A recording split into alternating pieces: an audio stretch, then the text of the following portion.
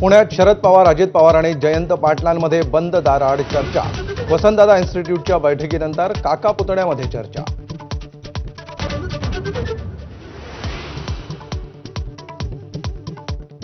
नाशिक सिंहस्थ कुंभमेळ्याच्या तारखा जाहीर। 31 ऑक्टोबर 2026 पासून कुंभमेळा पर्वाला सुरुवात होणार। एबीपी माझाच्या बातमीवर शिक्कामोर्तब।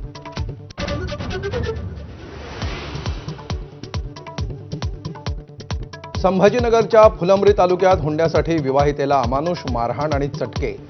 पती अजीम शेख आणि त्याच्या 2 बहिणींवर गुन्हे दाखल।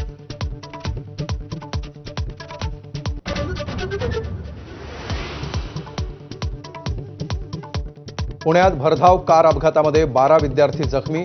प्रशांत बंडगर या विद्यार्थ्याचा एमपीएससीचा पेपर हुकला। पेपरला पुन्हा बसू देण्याची सुप्रिया सुळेंची मागणी। एमपीएससीला विनंती करू, अजित पवारांचं स्पष्टीकरण।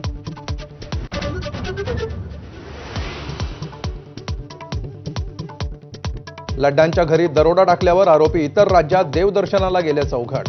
लड्डांच्या मुलाच्या मित्रानंही आरोपींना मदत केल्याचं उघड।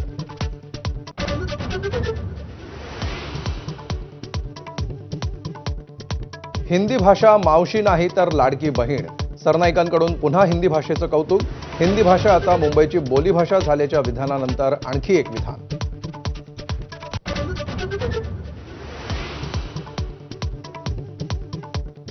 देशात कोरोना रुग्णांच्या संख्येत सातत्यानं वाढ। देशात सध्या 3395 ऍक्टिव्ह रुग्ण। नागरिकांना काळजी घेण्याचं आवाहन।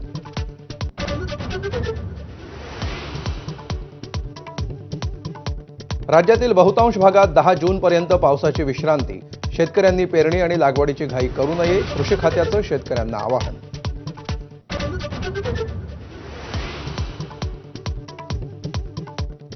समृद्धी महामार्गाचा शेवटचा टप्पा येत्या 5 जूनपासून खुला होणार। इगतपुरी ते आमणे हा 76 किलोमीटरचा टप्पा सुरू होणार। मुख्यमंत्री फडणवीसांच्या हस्ते लोकार्पणाचा मुहूर्त।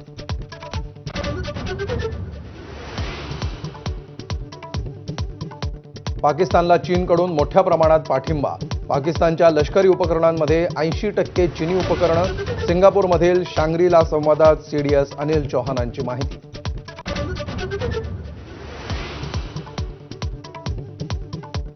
आयपीएलचा आज दुसरा क्वालिफायर सामना। मुंबई आणि पंजाबमध्ये थेट लढत। विजयी संघ फायनलमध्ये बंगळुरूशी भिडणार।